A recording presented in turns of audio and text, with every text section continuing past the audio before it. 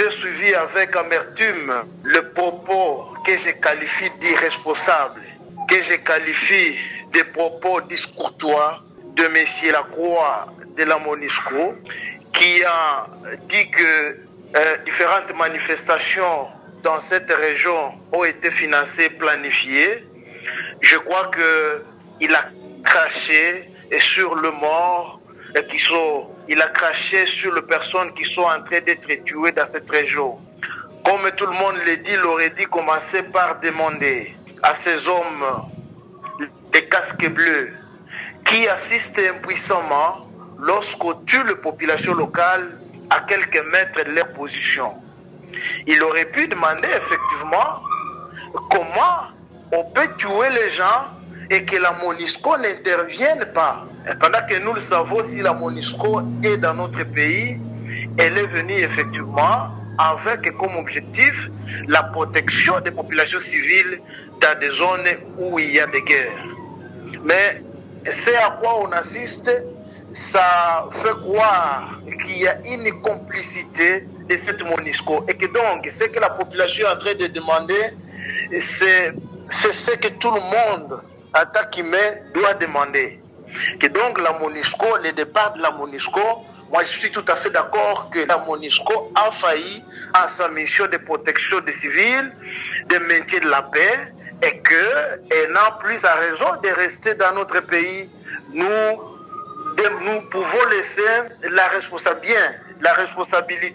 de la protection des civils, de leurs biens, domaine partagé avec le gouvernement de la République, mais nous pensons que la MONUSCO doit jouer un rôle très important dans ce domaine. Donc ce qui se passe à Beni, c'est déplorable, monsieur le journaliste. Honorable Monsieur Daniel Paluku, avec la MONUSCO, avec l'appui logistique de la MONUSCO, les FARDC n'arrivent toujours pas à maîtriser la situation en territoire de Beni. Est-ce que vous ne pensez pas qu'après le départ de la MONUSCO, une fois les FARDC n'auront pas cet appui-là logistique, la situation risque de s'aggraver? Mais qu'est-ce que vous appelez, monsieur le journaliste, l'appui logistique? Moi, je crois que cet appui est virtuel. Facile de le dire que la MONUSCO accorde des appuis logistiques aux FARDC et qu'on ne voit même pas si réellement existait cet appui logistique. Est-ce qu'on serait arrivé à la situation comme ça se dégrade aujourd'hui? Moi, je crois que on le dit qu'il y a un appui logistique que la MONUSCO apporte aux FARDC, et ce qui n'est pas vrai, parce que si les FARDC étaient appuyés par la MONUSCO, la situation aurait dû être contraire à celle que nous vivons aujourd'hui. La MONUSCO est en République démocratique du Congo aujourd'hui bientôt 20 ans. 20 ans que la MONUSCO est sur le sol congolais. Et bien représenté dans des zones où il y a des troubles.